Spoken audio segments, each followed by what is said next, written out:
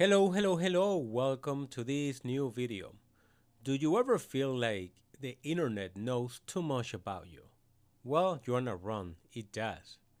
In this video, we're gonna dive into how web browsing is being monitored and tracked, mostly by advertisers, especially social media platforms, and even websites that you constantly visit. They wanna know what you're doing, how much time you're spending on the site, so on and so forth. And in some instances, even the government is able to track your web browsing activity. From cookies to browsing fingerprinting, we're going to learn how the digital behavior is constantly being analyzed to build a profile about who, or in my case, me, and what we like, with the whole purpose of selling things to us. That's why sometimes when you do a web search or when you mention something, you are talking near your phone and the phone detects and identifies some type of keywords, then you're going to start seeing advertisements about that very thing that you mentioned before. And you're going to be asking yourself question, how is it possible that this knows about it when I never searched for that? Well, you consented to have your phone listening to your conversations, whether you agree to it or not, is part of those little letters that we never read, right? But anyway, in this video, we're going to cover how websites track your activity, what type of data is collected and by whom, why your information is so valuable, right? There's a reason why they're doing all this. And we're going to be talking about common tracking techniques. Mostly, we're going to be talking about cookies, pixels, fingerprinting, and other type of techniques that they use. And lastly, we're going to be talking about how to reduce or block any tracking activity so you can maintain your privacy. So first, let's talk about cookies. And cookies are a small text file that a website stores on your device through your web browser. So every time that you visit a website, a cookie is going to be installed on your device, be it a computer, be it a phone, be it a laptop, tablet, whatever. They serve various purposes, such as remembering your login credentials so that you don't have to type in the username and password next time that you want to authenticate, or they're going to remember the locations that you visited, or they're going to remember if you have any items in your checkout cart and you haven't done that yet. So they do serve a purpose. However, they can easily be abused, and most of the time they are abused to get information from you with the whole purpose of marketing more information to you. But there are different type of cookies. You have session cookies, persistent cookies, first-party cookies, third-party cookies, so on and so forth. So in this case, I am using Firefox as my web browser. I'm gonna go to more tools. I'm gonna go to web developer tools, and you're gonna notice that this is gonna show me the cookies that have been identified by this site. And if I go to any other site and I go this and I do the same thing, I go to settings, I go not here. Let me go back to more tools and developer tools. You're gonna see more cookies in here, and the cookies, as I mentioned before, they're gonna serve one specific purpose. What is annoying to me is when the only purpose they serve is to track your web browsing activity and for marketing purposes. That is annoying to me. So in this case, I am using a I'm using an extension in Firefox called Privacy Badger. And what this extension is going to do is going to show me the potential trackers that are identified every time that you visit a website. Now, as you could see, by visiting this website, I'm not picking on CNN. It just so happens that it's one of the millions of sites. They're going to have tracking activity. If I go to Amazon, for instance, Amazon obviously is notorious for this. And not only that, we like Amazon tracking us, right? That's one of the convenience of that. But if you visit a site like Amazon, you're gonna see the tracking activity that is being loaded every time you visit the page. There is another interesting extension that you can use, and that is Kimetrack. And what Kimetrack is going to do is going to show, or it's going to detect and show any potential websites that are loaded or sessions that are loaded when you visit a site. In this specific case, it says that there's no third-party domain detected, but let me go over to another domain. For instance, let me go to cnn.com and let me find that extension, and you're gonna see that Kimetrack or Kimetrack, whatever way that is pronounced, is gonna be showing you that other domains were detected when you visited this main page. And this domain could be domains that are tracking your web browsing activity or that is loading content on the site. You know, you have to remember that now we are on an advanced type of website platforms. It's not like back in the days that everything was HTML. Right now, you have a site that is loading content from all over the places. Let me go to Microsoft.com, for instance. Let's see what we find here. And if I come, it's gonna show me that it's loading or content from different places, and all of them belong to Microsoft. You see Bing, Azure, Live, a Microsoft authentication.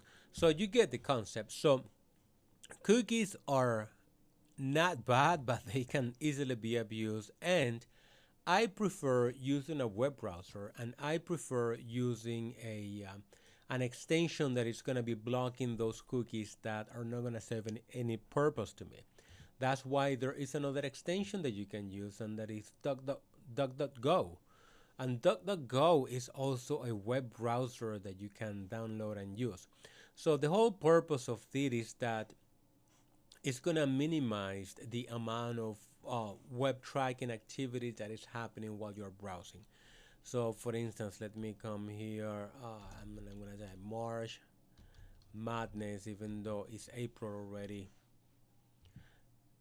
And I'm gonna go to this, whatever this is, right? Like Privacy Badger is saying, yeah, you know, you have all these trackers down here, but you're doing that through go. Basically, it is almost impossible to avoid trackers unless you use more sophisticated techniques like Honex. I created a video on that. That is, or you use Tor browser, that is gonna help you maintain your privacy and security when you are browsing the web, but at the same time you're gonna be trading security for performance, and you have to decide what that is.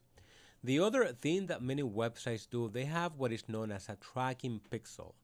And a tracking pixel is just a tiny, you know, like a pixel. There's no way you're gonna identify a pixel by the naked eye, right? Like a pixel is a dot on the screen. But they usually include a tracking pixel that is a very tiny image embedded pixel that is embedded in an email or a web page, that when you load the web page, it's gonna send back information to the tracker. And the information that it's going to send is mostly metadata. It's going to be your IP addresses, device type of operating system you're using, your location, so on and so forth. But all that information is going to be combined to create a web browsing profile. And if you're using authenticated services, for instance, if you're using Google or even Microsoft or anything else, and you know that if you have your Google account, you can log in, and that's gonna keep your browsing history if you're synchronized, of course, and your visited sites across the different devices that you log into or you authenticate. But when you visit websites, that those credentials are gonna be added to the profile that it is being created of you. That's why it is so easy for advertisers to advertise on Facebook when you after you browse on Google, because you may be using the same ID to authenticate. So those are things that you have to keep in mind, and those are one of the ways that websites and web browsers track you down. The other techniques that they use is browser fingerprinting. And in these techniques, what they do, they collect detailed information about your browser, such as the screen size that you're using, the font types, plugins, operating system, so on and so forth. And again, they're collecting all that information. They may be using IP tracking, right, to track the location where you're coming from. I created a video on Honix, which is a solution, a desktop solution for privacy purposes that mainly utilizes a desktop, and the desktop is proxy through the Tor uh, network for privacy to hide the IP address. The problem with that is that when you use services like that and you want to do what I'm going to call regular web browsing activity, some sites are going to deny access to their services because you're coming from a Tor browser known IP address. So those are one of the things that you have to keep in mind. And the other techniques that they use session replace.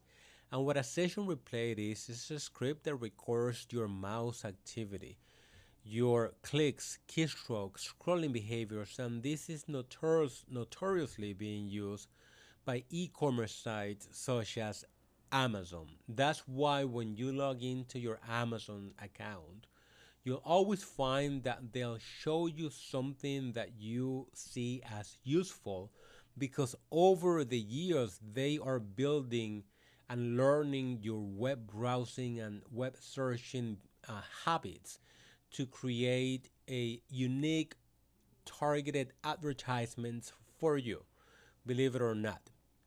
So those are one of the things that you have to keep in mind. Now, there are many things that you can do to protect yourself, or at least to improve the privacy of your web browsing activity. I would say that one of the first things and easier things that you can do, you can use a privacy focused web browser such as Brave, Firefox, or even Tor browser. And you can download him, or .org, and you can download him and run him. That's going to help you. Now, if you use Google Chrome, or if you use Microsoft Edge, and you are authenticated to those services, you are consenting to being tracked and monitored all the time. If you want to avoid that, then you're going to have to browse the web without authenticating. As you can see here, I'm browsing the web. In this case, I am using Firefox, which does a much better job than Chrome does when it comes to privacy. And as I showed you before, you can install extensions to the browser to prevent tracking tools and monitor tools like Privacy Badger in this case. And you're going to have the option of, let me come right here, for instance, let me go to Amazon one more time. And you're going to have the option of blocking this or allowing this if you wish. So that's something to keep in mind. I am an advocate of using Tor browser, but it becomes kind of annoying sometimes when it doesn't work seamless, or it's kind of slow. So that's one of the drawbacks of that. So you can do that. You can install tracker blockers, right? I mentioned a couple of them. You can use DuckDuckGo or Privacy Essentials, or you can use a VPN service. In this case, I am not talking about proxy servers that you can use to proxy your connection through a server who knows where, in somebody's basement in the middle of, the country, or in the middle of another continent. you're gonna have to use if you wanna keep your privacy, you're gonna have to pay some money, right? And there are many VPN services that offer great privacy and performance. And the downside of that is that you're gonna have to pay for that, right? So I'm gonna do VPN services. If I do a search, the first thing you're gonna do, you're gonna get like the first options are gonna be the most popular ones, right? Those that you see advertisement on TV. I would stay away from NordVPN or all these guys, NordVPNs. I would use Ghost or Mullard. I believe is another VPN service that I like. Let me see if I can find it right here.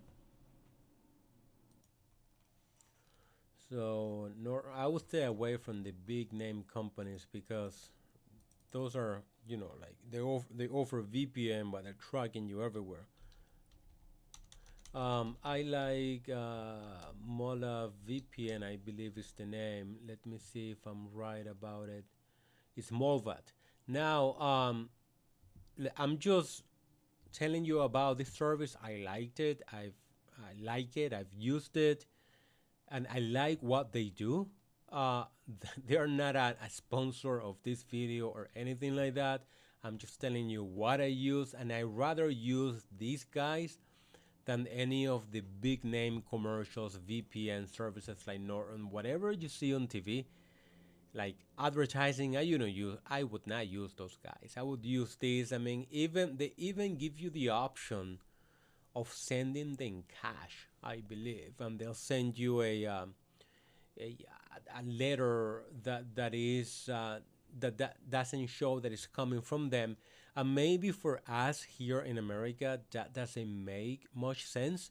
But there are countries where it is illegal to use VPN services because the government wants to know and see all your web browsing activity. Just signing up to a VPN, it is a like something illegal. So it is a cool thing. I would say, like, if you're looking for a VPN, try them out.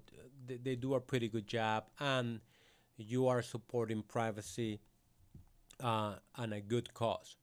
Uh, and there are other things that you can use, right? Like another thing that you can use is use incognito mode. I mean, like, it's fine because it's not going to be tracking many things, but in reality, it is. And not only this, probably the websites are not seeing some of the activity you're doing, but your ISP is seeing everything, right? So the other thing that I would do if I were you, if I want to keep and protect my privacy or take it to another level, I would not use the DNS servers that are provided by my ISP. I would use publicly available DNS servers that are outside the ISP because the ISP is seeing everything that you're doing and they're also collecting information about you. They're also collecting your web browsing history, the websites that you are visiting, and all that. So I would do like Google's DNS servers like 8.8.8.8 or 4.2.2.2, or actually I would even go with IBM's 9.9.9.9 DNS server because it provides some type of DNS security that is going to prevent potential malwares and phishing protections and privacy. So it is a good thing, right? So some uh, companies provide DNS security. And if you're new to technology, DNS is a resolution, a name server resolution server that is going to translate this name into an IP address, and that's web browsers are going to do. So if you have a service that is going to have some type of security and protection, that's even better than using your um, ISP services, which is something that most people use by default. So I would say like stay away from that if you can.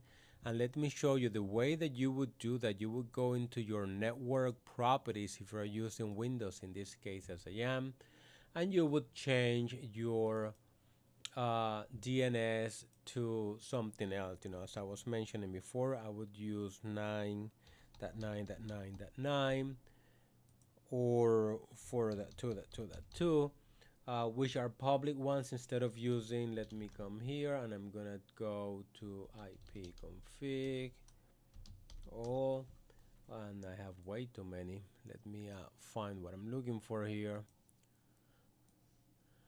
Okay, so in this case, since I didn't configure anything, I'm using the one from the ISP service that I'm using, which is 75757575.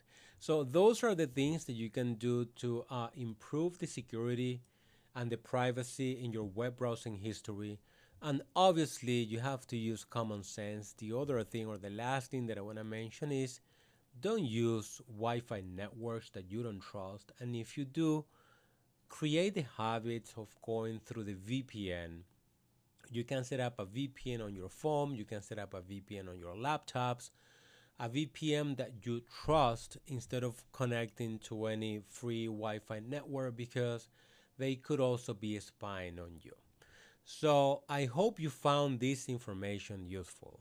Like anything else in security, you have to find your own unique balance between security and performance, right? And that balance is going to be unique to you. What you may value performance more than security, and hey, you are totally fine about it. That's what you balance. In my case, I value more security and privacy than performance, because we live in an age that technology is so advanced that performance is not really that much affected by implementing security. So you have to find your own balance. So I hope this video was useful to you and that you learned something. If you did, all I ask you to do is to click on the like button, consider subscribing to the channel, and also consider leaving a nice comments in the comment section, as it helps with the YouTube algorithms. And yes, YouTube is tracking you too and it's tracking me as well. So it's up to us to decide what we're being tracked by and if we want to continue being tracked by that. Thank you for watching, and I will talk to you on the next video.